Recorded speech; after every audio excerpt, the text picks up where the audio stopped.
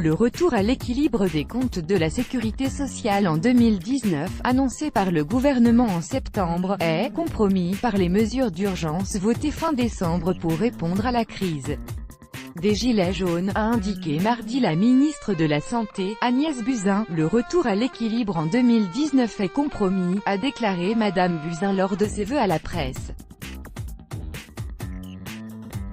Il va falloir revisiter ce calendrier.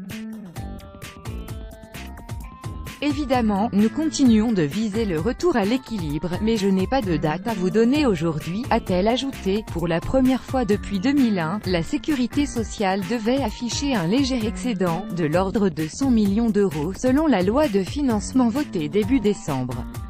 Mais les mesures d'urgence économique et sociale, promises quelques jours plus tard par Emmanuel Macron, ont changé la donne.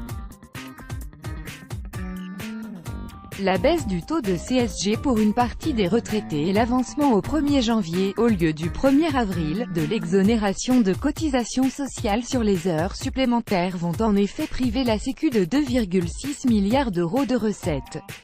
L'exécutif n'a pour l'heure pas précisé si l'État compenserait ce manque à gagner.